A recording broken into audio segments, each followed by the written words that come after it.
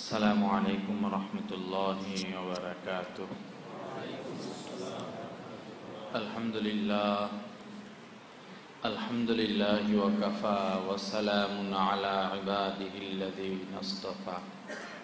أما بعد، قال النبي صلى الله تعالى عليه وسلم: من حسن إسلام المرء تركه ما لا يعنيه.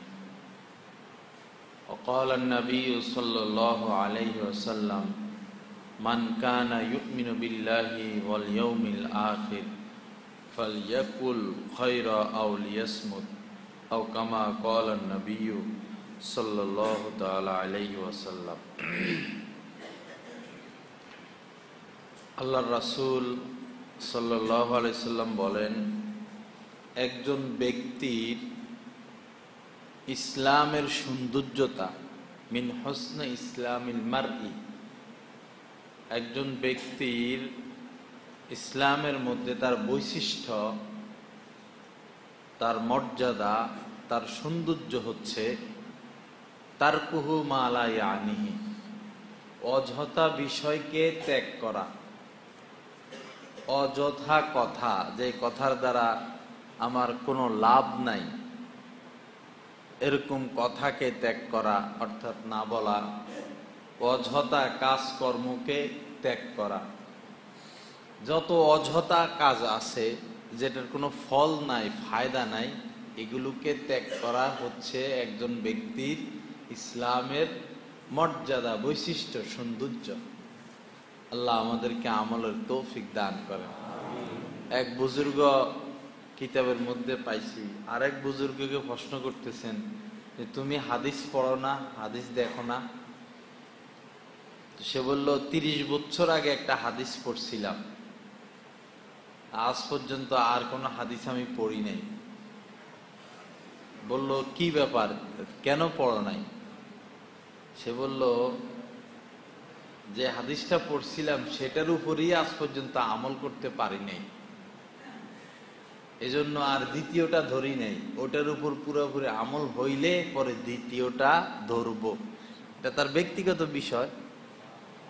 সে বলল, কি সেই হাদিস? তিনি এই হাদিসটা বললেন, মিন হুসনে ইসলামিল মারই তারকুহু মা লা ইয়ানিহি, মানুষের ইসলামের মধ্যে তার সৌন্দর্যতা, বৈশিষ্ট্য, মর্যাদা হচ্ছে অযথা বিষয় ছেড়ে দেওয়া, অযথা কাজকর্ম, অযথা কথাবার্তাকে না বলা। আল্লাহ রাসূল সাল্লাল্লাহু আলাইহি সাল্লাম বলেন, মান কানা ইউমিনু বিল্লাহি ওয়াল ইয়াউমিল আখির, যে ব্যক্তি আল্লাহ এবং আখিরাতের প্রতি বিশ্বাস রাখে, এমন ব্যক্তিকে বলতেছেন যে মান কানা ইউমিনু বিল্লাহি ওয়াল ইয়াউমিল আখির ফালিয়াকুল খায়রা, সে যেন কথা বললে ভালোটা বলে, ফালিয়াকুল খায়রা, ভালো কথা বলে, আও লিয়াসমুত, অথবা সে যেন চুপ থাকে। বললে ভালোটা বলবে, আর যেটার মধ্যে কোনো কল্যাণ নাই এরকম কথা থেকে সে যেন বিরত থাকে। হযরত ইমাম আহমদ ইবনে হাম্বল হাদিস আনছেন ওনার কিতাবে, যে আল্লাহ রাসূল সাল্লাল্লাহু আলাইহি সাল্লাম অধিক সময় চুপ করে বসে থাকতেন, গাম্ভীর্য নিয়ে ভাবতেন, ফিকির করতেন, নীরব থাকতেন। কিন্তু আফসোসের বিষয়, আমাদের মধ্যে এই সিফত নাই, এই গুণ নাই। আমরা কথা বলতেই থাকি, কত কথা যে আমরা বলে ফেলি, মনে হয় যেন পেটের ভিতরে আমাদের কথা ছাড়া আর কিছু নাই, এরকম মনে হয়। শুধু কথার কথা, চুপ করে বসে থাকা, ফিকির করা, চিন্তা করা, ভাবতে থাকা, এটাও তো একটা সুন্নত। এটা আল্লাহ রাসূল এমন করতেন, কিন্তু আমাদের খবর নাই। আল্লাহ আমাদেরকে হেফাজত করেন। আত্মার 10টা রোগ ইমাম গাজ্জালী রহমতুল্লাহ আলাইহি লিখছেন, আত্মার মধ্যে 10টা রোগ, তার মধ্যে এইটা একটা, অধিক কথা বলা। অধিক কথা বলা, কথা বলতেই থাকে, কোনো লাগাম নাই, কোনো ফিকির নাই, কোনো টেনশন নাই। মুমিন ব্যক্তি তো তিনি, যিনি প্রত্যেকটা কদম দেওয়ার আগে ফিকির করবে, আমার এই কদমটা সুন্নত মোতাবেক কিনা, আমার এই কদমটা শরীয়ত মোতাবেক কিনা, আমার এই কদমের দ্বারা আমার কোনো লাভ আছে কিনা। যদি লাভ না থাকে তাহলে কেন আমি এই কদম দিব? প্রত্যেকটা শ্বাস প্রশ্বাসে মুমিন ফিকির করবে।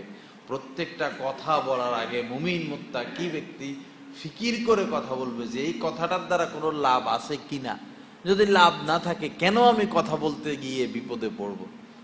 মানুষ যত বিপদে পড়ে, যত ফিতনায় পড়ে, যত সমালোচনার পাত্র হয়, এটার কারণ হচ্ছে এই জিহ্বা, এই মুখ। এই চাপা মারতে যাইয়া, অধিক কথা বলতে যাইয়াই মানুষ বিপদে পড়ে। আল্লাহ আমাদেরকে ফিকির করে করে, চিন্তা করে করে কথা বলার তৌফিক দান করে। লাগামহীন কথা বলতেই থাকা। কিছু মানুষ আছে তাদের এটা মারাত্মক রোগ। একদিন আমার সাথে এক লোকের দেখা হলো আমাদের মাদ্রাসার মাঠে মাগরিবের পরে আমাদের গুরুত্বপূর্ণ সময়, আমরা নিজেরা পড়াশোনা করতে হয়, মোতালা করতে হয়। 1 মিনিট সময় কাউকে দিতে মন চায় না, পারি না। ওনার সাথে দেখা হইলো, উনি কথা বলা শুরু করছে। তো একটা কথা বলা শুরু করে, এটা তো শেষ আছে। আমি ভাবলাম আচ্ছা এটা শেষ হইলে আমি বলবো ভাই এবার আমি যাই। উনি কি করে, এটা শেষ হইতে না হইতে আরেকটার সাথে যাই এটারে লাগাইয়া দেয়, শেষ করে না। পরে আমি দেখলাম উনি খুব কৌশলী মানুষ, উনার থেকে বিদায় নেওয়া রাত্রে 12টা বাজেও সম্ভব না। কথা এত পাকা, শুধু কথা বলতেই আছে। পরে একসময় বিরক্ত হইয়া আমি মাফ করেন, আমি এবার একটু যাই। এরকম বহু মানুষ আছে কথার পাগল, শুধু কথা। এই লোকদের যে কি উপায় হবে কিয়ামতের ময়দানে আল্লাহ মাবুদ জানেন। এত কথা বলতে থাকা, আল্লাহ হেফাজত করেন। সহিহ ব্রেনের উপরে চাপ পড়ে, বেশি কথা বললে ব্রেনের উপরে চাপ পড়ে, বিবেকের দেমাগের উপরে চাপ পড়ে, জ্ঞান বুদ্ধি লোপ পাইতে থাকে। গাড়ি যত চলায় তত তেল পুড়ে না, যত চালাইবে তত তেল ফুটতে থাকবে, তেল কমতে থাকবে। আমাদের ভিতরে তো একটা এবিলিটি আছে, যোগ্যতা আছে, একটা মাত্রা দিয়ে দিছেন। এখন যদি এটা আমরা অযথা অপাত্রে ব্যয় করতে থাকি, তো আমাদেরও তো এই মাত্রাটা কমে যাবে। আল্লাহ আমাদেরকে সহিহ বুঝ দান করেন। হযরতে হাদিস শরীফের মধ্যে আসছে, একদিন আল্লাহ রাসূল রওনা হলেন, সাওয়ারিতে উঠলেন, সাহাবারাও পিছে দিয়া রওনা হলেন। তো কেউই আল্লাহ রাসূলের বরাবরও যাচ্ছে না, সামনেও যাচ্ছে না। তো হযরতে মুআয ইবনে জাবাল রাদিয়াল্লাহু তাআলা আনহু তিনি সাহস করে একটু সামনে গেলেন, যায় বললেন, ইয়া রাসূলুল্লাহ, আমি এই কামনা করি, এই দোয়া করি, আল্লাহ যেন আপনার আগেই আমাকে মৃত্যু দান করেন। আল্লাহ যেন আপনার আগেই আমাকে, কারণ আপনার মৃত্যু তো আমরা সহ্য করতে পারবো না। কতটা মুহাব্বত রাসূলের প্রতি, কতটা মুহাব্বত ছিল সাহাবাদের। আজকে আমাদের মুহাব্বত হইল ইনকাম, আশেকে রাসূল, আল্লাহর মুহাব্বতের দাবিদার, অথচ সুন্নত বলতে কিছু নাই। আল্লাহ রাসূলের প্রতি সুন্নত যখন আমার মধ্যে ফুটে উঠবে, তখন বুঝে যাবে যে না, তার মধ্যে সুন্নত আছে। রাসূলকে আল্লাহ পাক কেন পাঠাইছেন? কোরআন শরীফের মধ্যে আল্লাহ পাক বলছেন, লিউতা বিইজনিহি, রাসূলকে জন্য পাঠাইলাম যে তাকে অনুকরণ করো। প্রত্যেকটা কদমে কদমে, পদে পদে, সিদ্ধান্তে সিদ্ধান্তে তাকে অনুসরণ করার জন্যই আমি রাসূলকে পাঠাইছি। কিন্তু আমরা এমনি মাইকে আশেকে রাসূল হই, চিল্লাচিল্লি করি, এটার নাম আশেকে রাসূল। আল্লাহ হেফাজত করেন। এক সাহাবী বাগানে কাজ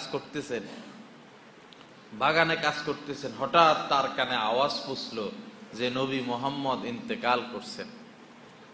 এই আওয়াজ যখন তার কানে পৌঁছলো, এত জোরে একটা চিৎকার দিছে, সহ্য করতে পারেনি। চিৎকার দিয়া সে বলে উঠলো, আয় আল্লাহ, আপনি আমাকে 2টা চোখ দিছিলেন, এই 2টা চক্ষু দিয়ে আপনার হাবিবকে দেখতাম, আপনার নবীকে দেখতাম, আমার চক্ষু শীতল হইতো। আজ আপনার নবীকে আপনি উঠাইয়া নিছেন, তো এই চোখের আলো, এই চোখের আমার আর কোনো প্রয়োজন নাই। আর আমি কাকে দেখব? দয়া করে আপনি আমাকে অন্ধ করে দেন। সাথে সাথে সাহাবী অন্ধ হয়ে গেছে, সারা জীবন অন্ধ অবস্থায় কাটাইয়া দিছে। কি মহব্বত, কি ভালোবাসা ছিল। আল্লাহ আমাদেরকে এরকম প্রেম, এরকম ভালোবাসা নসিব করেন। তো হযরতে মুআয ইবনে জাবাল বললেন, ইয়া রাসূলুল্লাহ, আমি এটা দোয়া করি আপনার আগেই যেন আমার মৃত্যু হয়ে যায়, কারণ আপনার মৃত্যু তো সহ্য করতে পারবো না। যদি আল্লাহ না করুক কেমন হয়, আপনার আগে আমার মৃত্যু হইল না, তাহলে আপনার মৃত্যুর পরে আমরা কোন আমল করব? কোন সেই উৎকৃষ্ট আমল, ভালো আমল যেটা আপনার মৃত্যুর পরে আমরা আমল করব। আল্লাহ রাসূল চুপ, কোনো কথা বলতেছেন না। হযরত মুআজ ইবনে জাবাল রাদিয়াল্লাহু তাআলা আনহু বললেন যে আমি নিজে বললাম যে ইয়া রাসূলুল্লাহ বেশি বেশি নামাজ পড়বো না, প্রথম বলছেন ইয়া রাসূলুল্লাহ জিহাদ করব ময়দানে, যুদ্ধের ময়দানে শুধু জিহাদ করব। আল্লাহ রাসূল বললেন যুদ্ধ আল্লাহ রাস্তায় জিহাদ করা এটা অনেক বড় আমল, কিন্তু এর চেয়েও ভালো আমল আছে। কিন্তু বলেন নাই কি? হযরত মুআজ ইবনে জাবাল বললেন যে ইয়া রাসূলুল্লাহ বেশি বেশি নামাজ পড়বো, বেশি বেশি রোজা রাখবো। আল্লাহ রাসূল বললেন বেশি বেশি নামাজ পড়া, রোজা রাখা অনেক বড় আমল, এর থেকেও ভালো আমল আছে, কিন্তু বলেন না। এরপরে হযরত মুআজ রাদিয়াল্লাহু তাআলা আনহু একটার পর একটা সমস্ত নেক আমলগুলোর কথা বললেন।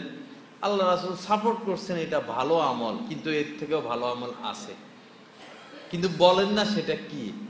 অনেকক্ষণ পরে বললেন, তখন হযরত মুআজ বললেন ইয়া রাসূলুল্লাহ সে আমলটা কি? আল্লাহ রাসূল বলছেন যে ফালিয়াকুল খায়রা আও লিয়াসমুত, কথা বলতে হইলে ভালোটা বলো, আর যদি মন্দ হয় তাহলে মন্দটার ক্ষেত্রে চুপ হয়ে যাও।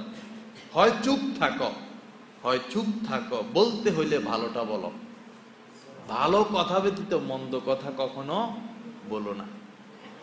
হ্যাঁ, এটা সবচেয়ে বড় আমল। এই ক্ষেত্রে আল্লাহ রাসূল হযরতে সাহাবী হযরতে মুআজ ইবনে জাবাল রাদিয়াল্লাহু তাআলা আনহুকে বললেন। আল্লাহ পাক আমাদেরকে আমলটা করার তৌফিক দান করেন। আমরা যদি চিন্তা করি আসলে কত বিপদে আমরা পড়লাম এই জিহ্বাটার কারণে, কত ফিতনায় পড়লাম এই জিহ্বাটার কারণে। যদি চুপ থাকতে পারতাম, নীরব থাকতে পারতাম, তাহলে কত ফিতনা থেকে, সমালোচনা থেকে আমরা বাঁচতে পারতাম। মুমিন ব্যক্তি এমন হবে যে সে তার কোনো কর্মকাণ্ডের কারণে অন্য লোক যেন তার ব্যাপারে সমালোচনা না করে, হ্যাঁ, এবং তার ব্যাপারে সন্দেহে না পড়ে। কারণ আমি এমন কাজ করলাম যে আমার ব্যাপারে মানুষ সন্দেহ করলো, আমি এমন কাজ করলাম আমাকে নিয়ে সমালোচনা শুরু হইলো, তো এই মুসলমান ভাইরা গুনাহগার হইলো না? গুনাহগার হইলো, তো এটার জন্য তো আমি দায়ী হইলাম। আল্লাহ আমাদেরকে হেফাজত করেন। হাদিস শরীফের মধ্যে আসছে একদিন হযরত ওমর রাদিয়াল্লাহু তাআলা আনহু উকি মাইরা হযরত আবু বকর কি করতেছেন একটু দেখলেন হযরত আবু বকর রাদিয়াল্লাহু তাআলা আনহু নিজের জিহ্বা নিজে টানতেছেন, এরকম দইরা নিজের জিহ্বা নিজে টানতেছেন। হযরত ওমর বলল, হে রাসূলের খলিফা আপনার কি হলো, আপনি এমন করতেছেন কেন? হযরত আবু বকর বলল, এই জিহ্বাটাই তো আমাকে যত বিপদে ফেললো, এই জিহ্বাই আমাকে যত বিপদে পড়লো, এই জিহ্বাটার কারণেই তো বিপদে পড়ি, ফিতনায় পড়ি। আল্লাহ আমাদেরকে জিহ্বাকে কন্ট্রোল করার তৌফিক দান করেন। অতিরিক্ত কথা না বলা, একটু চুপ থাকা, চুপচাপ থাকা, এই জিনিস অর্জন হবে কোনো আল্লাহওয়ালা সোহবতের মাধ্যমে। কোনো একজন আল্লাহওয়ালাদের সোহবতে যাওয়ার উসুল হইল উনাদের সামনে যাইয়া মুখ বনতে নাই, কান বনা, মানে মুখ বন্ধ থাকবে, কান খোলা থাকবে, শুধু শোনা, শুধু অনুকরণ করা। এখানে কোনো প্রশ্ন তোলা যায় না সোহবতের ক্ষেত্রে। 3 জায়গায় কোনো প্রশ্ন করতে নাই, কোনো প্রতিশোধের চিন্তা ভাবনা করতে নাই, শুধু সহে নিতে হবে। এক হইল মা বাবার কাছে, মা বাবা জুলুম করলে প্রতিশোধ নেওয়া জায়েজ আছে? মা বাবা যা করার করুক, আমি ধৈর্য ধরে থাকতে হবে। আমার উপর জুলুম করলেও ধৈর্য ধরে থাকা, এটাই উত্তম। যদি জুলুম করে থাকি এটার বদলা আল্লাহ আমাকে দিয়ে দিবেন। আরেকটা হইলো নিজের পীর ও মুর্শিদ শায়েখ, ওইখানে যায় আদবের সাথে শুধু বসে থাকা। ওইখানে হযরত আপনি এটা কেন করলেন, এটা কেন করলেন না, এরকম কোনো কথা চলে না। সেখানে চুপ করে নিজের শায়েখের সামনে বসে থাকতে হয়। আরেকটা হইলো ওস্তাদের সামনে। যাই হোক, এই চুপ করে বসার এই অভ্যাস এমনি হবে না। এটা যখন কোনো আল্লাহওয়ালা সোহবতে যাব, তো উনি বসে রয়েছেন, কথা বলেন না, তা আমার তো বসে থাকাটাই আদব। তার সাথে ঘন্টাকে ঘন্টা, দিনকে দিন, মাসকে মাস চুপ করে বসে থাকতে থাকতে থাকতে থাকতে একদিন আমার এই আমলের তৌফিক হয়ে যাবে যে আমিও চুপ করে বসে থাকার এই যোগ্যতা আমার অর্জন হয়ে গেছে। না হলে অনেক কঠিন এই যোগ্যতা অর্জন করা, চুপ করে বসে থাকা। তো এখানে আরেকটা বিষয় হলো, স্ত্রীর কাছে যাইও কি চুপ করে বসে থাকবো নাকি? না, স্ত্রীর কাছে যাইয়া তো তাকে তো কিছু আনন্দ দিতে হবে, হ্যাঁ, তাকে তো কিছু মজা দিতে হবে, সে দীর্ঘ সময় অপেক্ষা করতেছে, সারাদিন অপেক্ষা করতেছে, সেখানে যাইয়া কিছু আনন্দ উৎসব করা, এটা আবার অন্য আয়াত হাদিস দ্বারা প্রমাণিত। সন্তানের সাথে গল্প স্বল্প করা, বন্ধু বান্ধব আসলো তাদের সাথেও কিছু গল্প স্বল্প করা, প্রয়োজনীয় কথা বলা, এটা তো ঠিক আছে, কিন্তু অপ্রয়োজনীয় কথার ক্ষেত্রে বেড়ে কোনো বাড়তি কোনো অপ্রয়োজনীয় গল্প স্বল্পে কি না হওয়া, আক্রান্ত না হওয়া, হ্যাঁ, নিজেকে জড়িয়ে না পড়া। আল্লাহ আমাদেরকে হেফাজত করেন এবং বুঝার তৌফিক দান করেন। তো হযরত আবু হুরায়রা রাদিয়াল্লাহু তাআলা থেকে হাদিস আসছে, আল্লাহ রাসূলের জামানায় একজন সাহাবী শহীদ হয়ে গেছেন, যুদ্ধের ময়দানে শহীদ হয়েছেন। একজন মহিলা কাঁদতেছে, হায় শহীদ হয়ে গেল, হায় রে শহীদ হয়ে গেল। আল্লাহ রাসূল বললেন, চুপ করো, তুমি কিভাবে জানো যে সে শহীদ হয়েছে? হয়তো এমনও হইতে পারে সে অতিরিক্ত কোনো কথা বলছিল, বাড়তি কথা বলার অভ্যাস হয়তো তার ছিল, অথবা হয়তো যে জায়গায় খরচ করলে তার কোনো ক্ষতি হইতো না, কিন্তু সে কৃপণতা বশত ওই জায়গায় খরচ করে নাই। তাহলে তো সে আটকা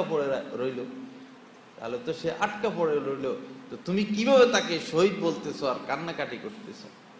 তো এই জন্য ভাইরা বাবারা, কথা কম বলার এই অভ্যাস আমাদের অর্জন করা।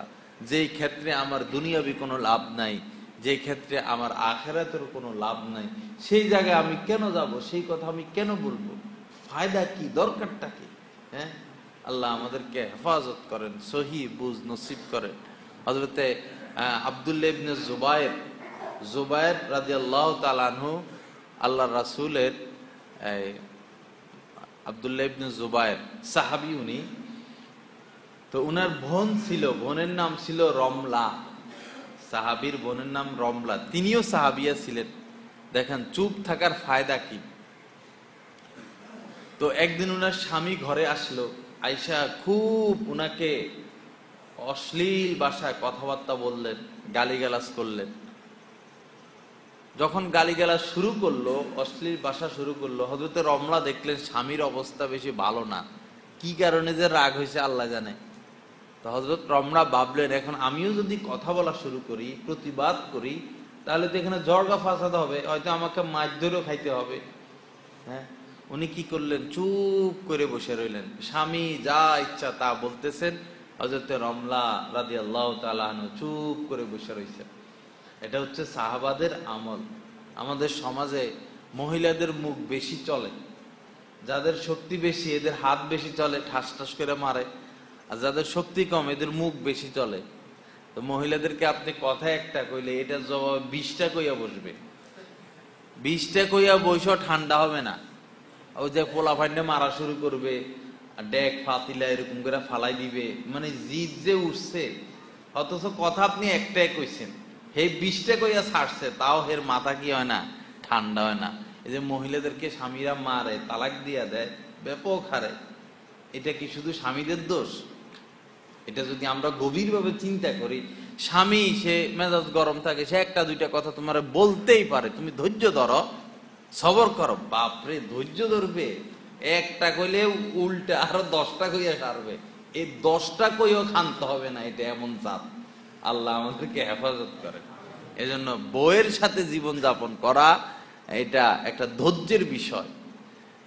দাম্পত্য জীবনে সুখময় হওয়া এটা অনেক কৌশল জানতে হয়, না হলে স্ত্রীকে নিয়ে জীবন যাপন করা যায় না, সারা জীবন মারামারি করাই লাগবে। আমার আল্লাহ রাসূল বলছেন, আমার উম্মতের মধ্যে ভদ্র উম্মত যারা তাদের স্ত্রীর গায়ে কখনো হাত তোলে না। কিন্তু হেরা এমন কাজ করে, মন চায়, অনেক সময় এরকম অনেকে বলছে যে মন চায় টুকরা টুকরা করে ফেলি। কিন্তু ভদ্র স্বামী যারা, তারা তো ধৈর্য ধরা ছাড়া উপায় নাই, ধৈর্য এক্ষেত্রে ধরতেই হবে। তো নারীদেরও উচিত যে সবর করা। স্বামী এক দুইটা কথা আমাকে বলতেই পারে, স্বাভাবিক। আমি যদি মুখে মুখে তর্ক করতে যাই, তো এখানেই তো আগুন লাগবে, সংঘাত লাগবে। হ্যাঁ, আল্লাহ হেফাজত করেন। তো হযরতে রমলা উনাকে ধুম গালিগালাজ করতেছেন, উনি চুপ করে সব শুনতেছেন। শুনতে এক পর্যায়ে যখন তার স্বামীর এই অশ্লীল কথাবার্তা বলা শেষ হলো, হযরতে রমলা তার স্বামীর দিকে তাকাইয়া মুস্কি একটা হাসি দিছেন। ভিতরটা কিন্তু ছারখার হয়ে গেছে, চূর্ণ বিচূর্ণ হয়ে গেছে।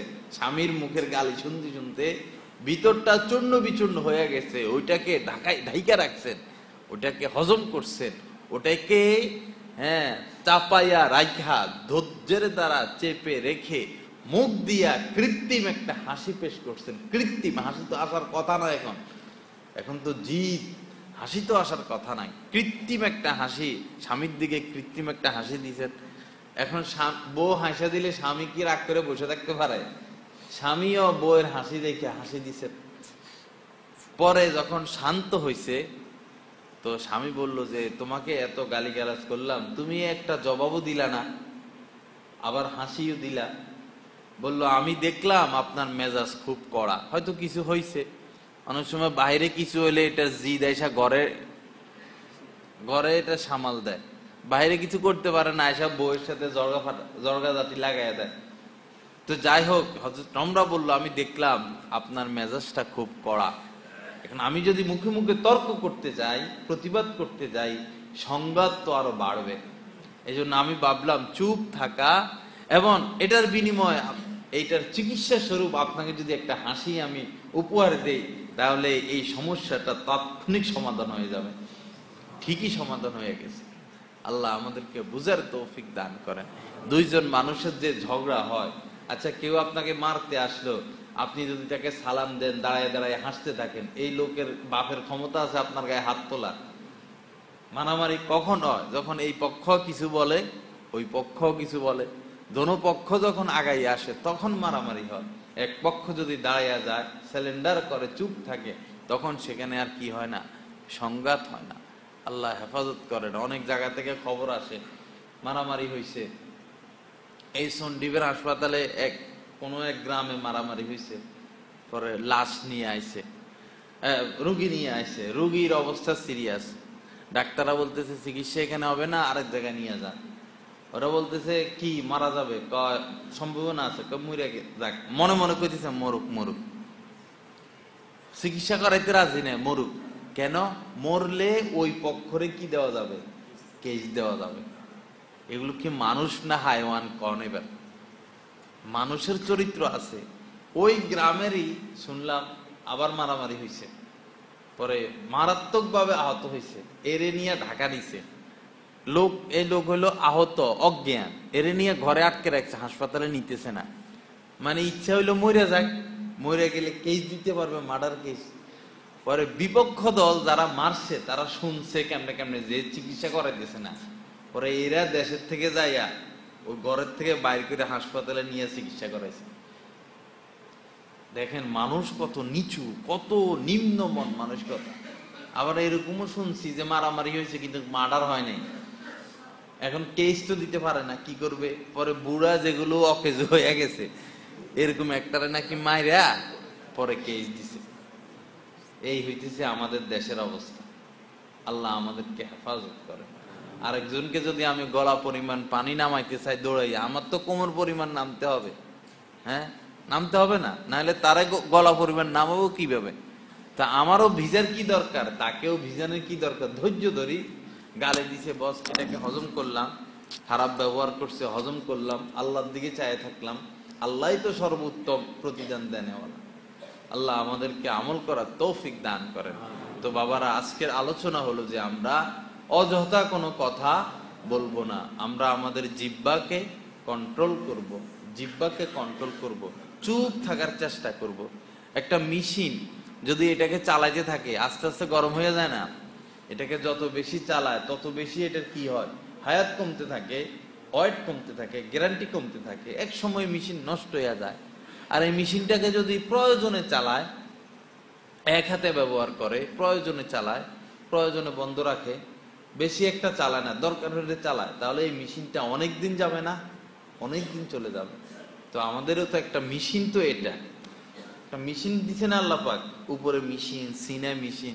তো এটার যদি চালাইতেই থাকি, অযথা কাজে চালাইতে থাকি, তাহলে অচিরেই এই মেশিন আর কাজ করবে না, এটার গ্যারান্টি শেষ হয়ে যাবে, হায়াত শেষ হয়ে যাবে। এজন্য চুপ থাকা এটা অনেক বড় একটা যোগ্যতা, অনেক বড় গুণ। আবার একদম বেশি চুপ না হয়ে যাওয়া।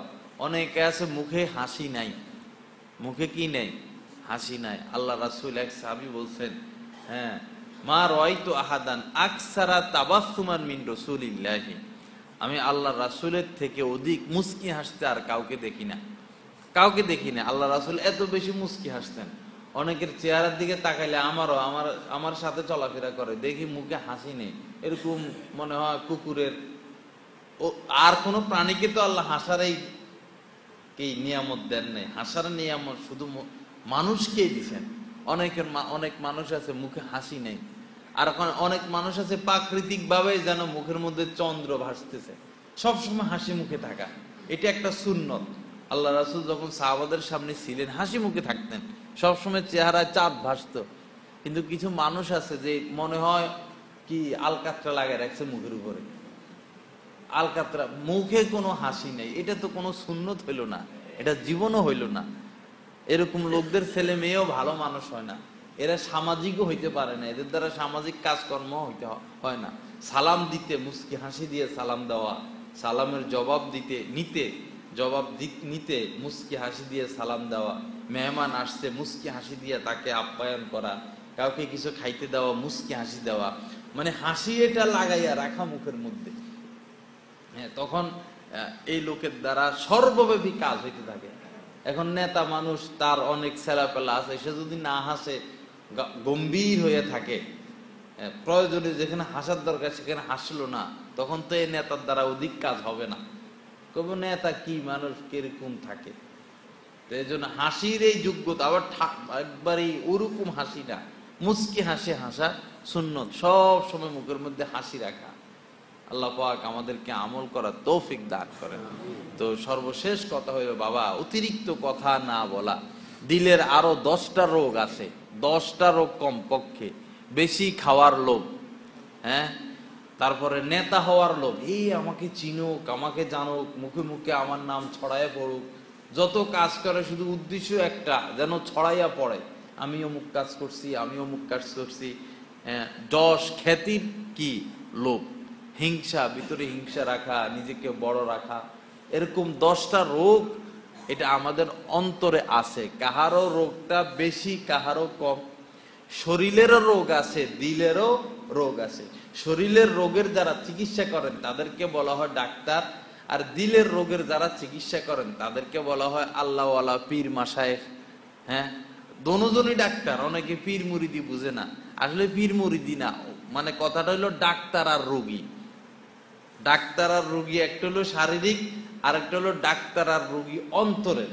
তো এটাকে শরীয়তের ভাষায় পীর মুরিদ বা শায়েক আর শিষ্য বলা হয়। অনেকে পীর মুরিদ শুনলে ভয় পাওয়া যায়, ভয়ের কিছু না, এটা হইলো আমার ভিতরের রোগগুলো উনার মাধ্যমে চিকিৎসা করাইয়া নেওয়া, এটা হলো উদ্দেশ্য। এখানে অনেক ভুল আছে। যেমন মানুষ মুরিদ হয়, মুরিদ হইয়া সারা জীবন শুধু জিকির করে। জিকির করা এটা হচ্ছে নফল, আমার রোগের চিকিৎসার জন্য জিকিরটা নফল। ফরজ হইল, ওয়াজিব ফরজ হইল এসলা করে নেওয়া, ভিতরে কি কি রোগ আছে এটা এসলা করে নেওয়া ফরজ। মুরিদ হওয়া মুস্তাহাব, জিকির করাও মুস্তাহাব, সুন্নত আওয়াবিন তাহাজ্জুদ এটাও মুস্তাহাব। আসল বিষয় হলো চিকিৎসা করায় নেওয়া। কিন্তু মানুষ মুরিদ হয়, এক লোক বলতেছে হুজুর মুরিদ হয়েছি 30 বছর ধরে জিকির করতেছি, কোনো ফায়দা তো হয় না। তো আমি বললাম ফায়দা হবে কেমনে, আমি তো মুস্তাহাব নিয়ে ছুটাছুটি করতেছেন। আসল বিষয় হইলো শায়েখের কাছে যাওয়া, পীরের কাছে যাওয়ার উদ্দেশ্য হলো ভিতরটাকে সুন্দর করা, নিজের রোগগুলোকে চিকিৎসা করায় নেওয়া। কিন্তু এই জিনিসটা আমরা বুঝি না। এজন্য এমন শায়েখের হাতে বায়াত হওয়া, এমন শায়েখের সাথে সম্পর্ক রাখা, যার কাছে যাওয়া যায়, যার সাথে বসা যায়, যার কাছে মনের কথাটা বলা যায় যে হুজুর আমার এই সমস্যা, আপনি একটু চিকিৎসা দিয়ে দেন, এরকম শায়েখের কাছে বায়াত হলে তখন বেশি ভালো।